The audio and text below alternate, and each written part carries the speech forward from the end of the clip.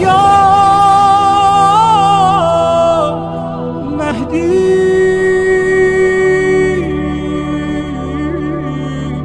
مددی. ایک ریئلٹی تک ہم پہنچتے ہیں اور وہ یہ کہ ہمارے اندر کئی انسان چھپے ہوئے ہیں. ہم لوگوں کے اندر کئی انسان چھپے ہوئے ہیں. بہت کوئی مشکل کام لگتا ہے کہ کوئی انسان اپنے آپ کو اتنا کریدے کہ اس اصلی والے انسان تک پہنچ جائے. ایک دو مثالیں اس کی عرض کروں گا. قرآن کریم نے انسان کی اس مشکل کو بیان کیا ہے. فرمایا خدا نے انسان علی نفسہ بصیرہ ولو القی معاذیرہ. انسان اپنے نفس کے اوپر بصیرت رکھتا ہے گرچہ عذر پیش کرتا رہتا ہے. تو انسان کے ساتھ زندگی میں کیا ہوتا ہے؟ انسان کے ساتھ زندگی میں یہ بہت ہوگا کہ وہ ایک دعویٰ کرے گا، اپنے آپ کو اس دعوے کی جگہ تک پہنچنا دیکھنا چاہتا ہے، لیکن اگر اپنی گہرائی میں جا کر ٹٹولے اپنے آپ کو تو ایکچولی وہ نہیں ہے جو وہ اپنے آپ کو دیکھنا چاہ رہا ہے یا دکھانا چاہ رہا ہے. وہ انسان نہیں ہے. لیکن بہت کم انسان ہوں گے جو اس گہرائی تک پہنچ کر اپنے آپ کو ٹٹولنے کی کوشش کریں گے. اچھا کیوں نہیں جائیں گے اتنی گہرائی میں؟ دو وجہ سے. پہلی بات تو مشکل کام ہے. انسان کی سہل پسند طبیعت یہ کہتی ہے کہ وہ اتنی گہرائی پر اور اتنی مشکل میں کیوں جائے. دوسری بات یہ کہ اگر وہ اس بات کو ریئلائز کر لے کہ میں دو انسان ہوں تو اس کے سامنے ایک اور چیلنج آئے گا تو دوسرے والے کو صحیح کیسے کروں گا. اور ان میں سے جو اصل ہے وہ کون سا ہے؟ وہ جو اندر ہے. اس کا مطلب ہے اندر والے کو چینج کرنا اس کے لیے بہت مشکل پڑ جائے گا. تو ان وجوہات کی بنیاد پر وہ کبھی نہیں کریدے گا اسے. وہ کبھی اس کام کو کوشش نہیں کرے گا کہ وہ اپنے اندر کو کرید کر یہ سمجھنے کی کوشش کرے کہ وہ جو میرا اصلی چھپا ہوا انسان ہے وہ کون ہے. اچھا جتنی بھی آپ آیات کریمہ قرآن کریم کی قیامت کے حساب سے دیکھیں یا مثال کے طور پر اس کی نشانیوں کے حساب سے دیکھیں، روایات کے اندر دیکھیں، تو وہاں پر آپ کو ایک بات بالکل کلیئر سمجھ میں آئے گی. یوم تبلی السرائر، وہ دن جب راز کھل جائیں گے. حصلت ما فی الصدور، جو سینوں میں چھپا ہوا ہے وہ ظاہر ہو جائے گا. القت ما فیہا وتخلت، زمین کے اندر جو کچھ ہے وہ اگل دے گی. صحیح؟ یہ کیا اگلے گی؟ گولڈ کتنا ہے، منرلز کتنا ہے. اصلا یہ گولڈ اور منرلز جن کے اوپر ہم مر رہے ہیں، دوسرے پلانٹس کے اوپر ان کی بارشیں ہو رہی ہیں. یہ کاربن کا ڈھیر جس کو ہم ڈائمنڈ کہتے ہیں، اس کی دوسری پلانٹس میں بارشیں ہو رہی ہیں. اس کو اگلنے کا کیا فائدہ ہوگا؟ یہ تو ابندس میں موجود ہے کائنات کے اندر. یہ تو اس کی کوئی قیمت بھی نہیں ہے. یا مثلا خدا نے تعالیٰ کا فرماتا ہے کہ ما تسقط من ورقۃ الا يعلمها. واقعا درختوں کے پتوں کا ذکر ہے یہاں کہ جو درخت کے پتے زمین پہ گرتے ہیں خدا ان کو جانتا ہے، جو زمین سے نکلتا ہے اس کو جانتا ہے، جو آسمان سے گرتا ہے اس کو جانتا ہے. یہ واقعا ان کا ذکر ہے، پانی اور پتوں کا ذکر ہے. بظاہر اس کی کیا قیمت ہے؟ اس کا مطلب ہے ذکر کسی اور چیز کا ہے. تو یہ جو فرما رہے ہیں کہ راز سینوں کے کھل جائیں گے، یا مثلا جو کچھ سینوں کے اندر ہے وہ حاصل ہو جائے گا، یہ زمین اپنے خزانے اگل دے گی. ظاہر اس کا تعلق منرل اور مائن سے نہیں ہے. اگر منرل مائن سے نہیں ہے تو پھر کس سے ہے؟ پھر ہم اپنے طور پہ سوچتے ہیں کہ بھائی اس پوری کائنات میں مخلوق کون ہے؟ تو جو سب سے بڑی مخلوق ہے وہ انسان ہے، کیونکہ اس کے راز نہیں ہے.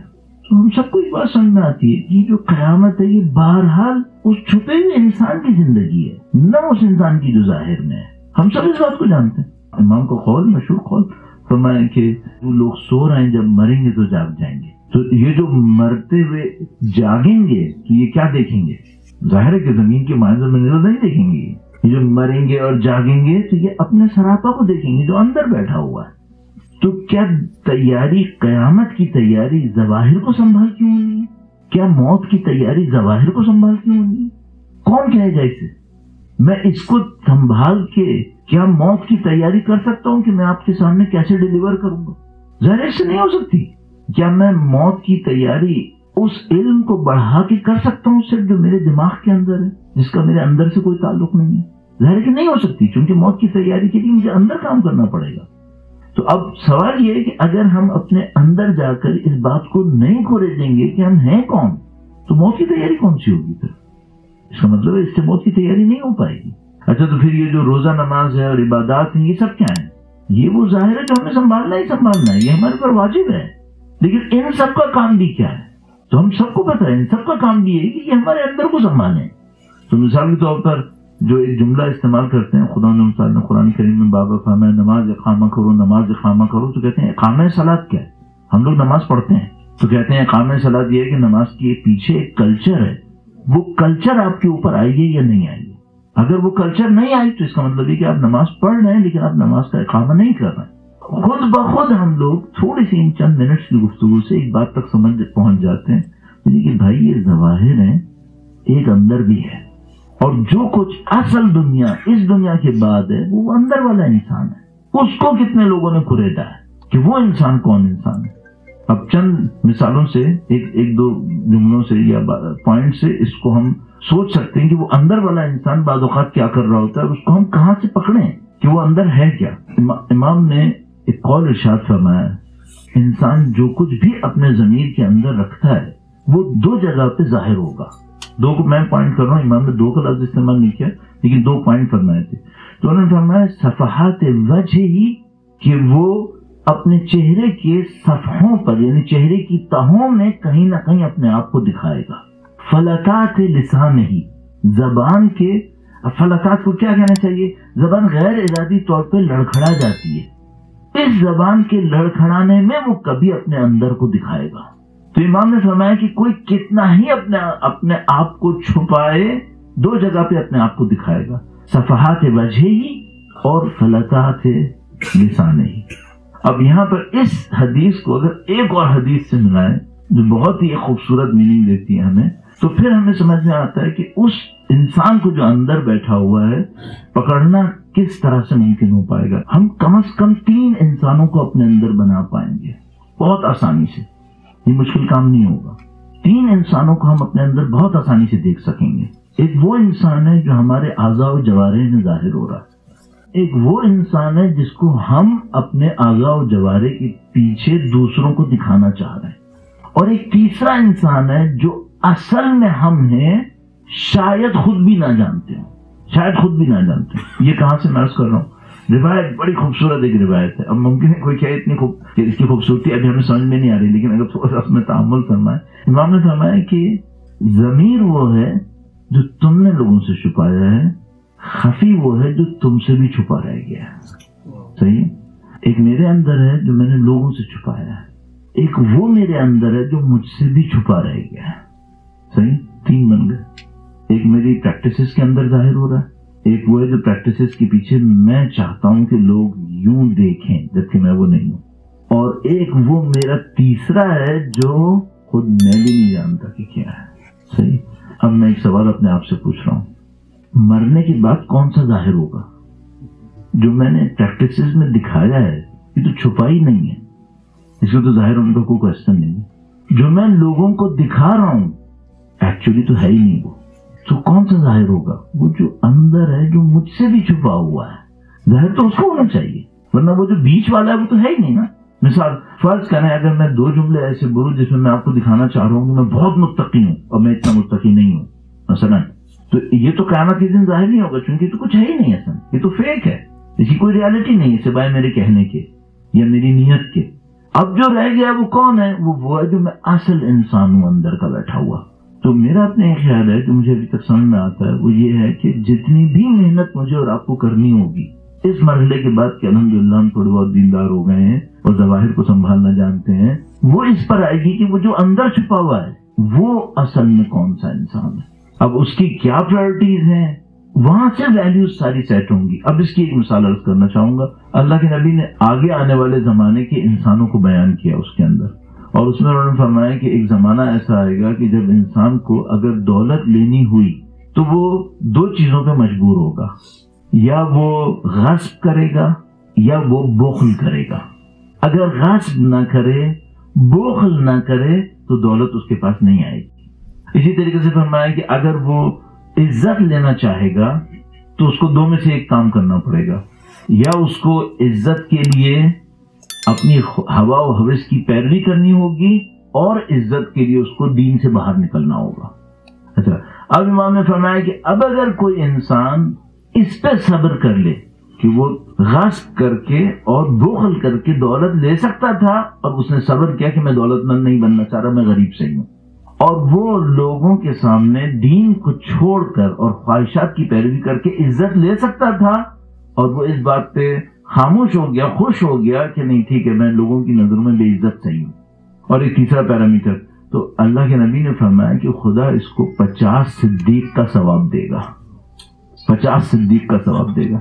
اچھا، اب اس حدیث سے میں اپنے پوائنٹ میں استعمال کرنا چاہ رہا ہوں، اس آدمی کو اپنے اندر تک کے ضمیر کو کنونس کرنا پڑے گا اس 50 صدیق کا ثواب لینے کے لیے، اندر تک کے ضمیر کو کنونس کرنا پڑے گا۔ کس بات پہ؟ کہ وہ بخل نہ کرے، غصب نہ کرے اور خوش رہے جبکہ لوگ اس کو فقیر کہہ رہے ہوں گے، جبکہ لوگ اس کو فقیر کہہ رہے ہوں گے۔ اچھا، اس کے مقابلے میں کیا ہوگا؟ اس کے مقابلے میں ایک وہ ہوگا جو غصب کر لے گا اور بخل کر لے گا تاکہ میرے پاس دولت آئے، اور اس کے مقابلے میں وہ انسان ہوگا جو غصب نہیں کرے گا، بخل نہیں کرے گا، لیکن خوش بھی نہیں ہوگا، خوش نہیں ہوگا۔ تو کیا ہوگا؟ وہ غصب تو نہیں کیا اس نے، بخل تو نہیں کیا، خوش کیوں نہیں ہے؟ وہ اس بات پہ کھوڑ رہا ہے کہ دوسروں کے ہاتھ میں بالآخر دولت ہے اور میرے پاس نہیں ہے، تو وہ اس پہ کھوڑ رہا ہے۔ تو کیا وہ جرم کر رہا ہے؟ نہیں، جرم نہیں کر رہا ہے، غصب نہیں کر رہا ہے، بخل نہیں کر رہا ہے، لیکن وہ اس پہ کھوڑ ضرور رہا ہے کہ میرے پاس نہیں ہے۔ ٹھیک ہے، یہ جو کھوڑ رہا ہے یہ کس بات کی نشاندہی کر رہی ہے؟ اس کا اندر کا انسان اہل آخرت نہیں ہے، اس کے ظواہر اہل آخرت ہیں، اعمال اہل آخرت ہیں، اندر والا اہل آخرت نہیں ہے۔ ابھی کتنی محنت کرنی پڑے گی کہ اندر والے کو اہل آخرت کر لے گے۔ یہ پوائنٹ ہے جو اس حدیث سے نظر آ رہا ہے۔ اب اگر میں اور آپ کسی چیز پہ محنت کرنا چاہیں تو اس محنت کو کیسے انجام دیں؟ پہلا رزلٹ یہ نکالنا چاہوں گا کہ ہم کب وہ ٹائم نکالیں جب ہم اپنے آپ کو کریج سکیں، اور یہ کام ہم کیسے کر سکتے ہیں؟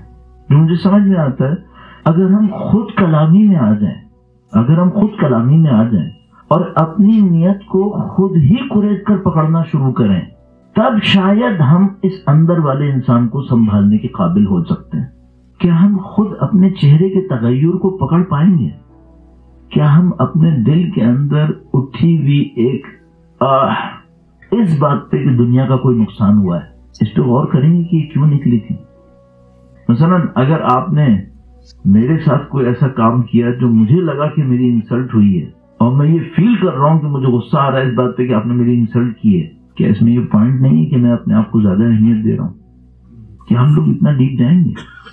اگر نہیں جائیں گے تو اندر والا انسان کون کو ریچ پائے گا؟ پھر تو جو ریزلٹ نکلے گا وہ یہ کہ عزیزان محترم، اگر ہمیں اپنے اوپر واقعا محنت کرنی ہے اور ہمیں اپنے آپ کو کسی قابل بنانا ہے تو ہمیں اس گہرائی میں جانا پڑے گا۔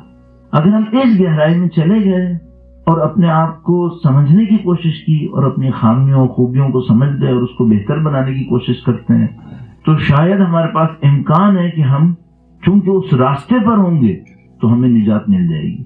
اگر ہم خدا نہ کرے نہیں بھی سنبھال پائے تو کم سے کم راستے پر تو ہوں گے تو نجات مل جائے گی۔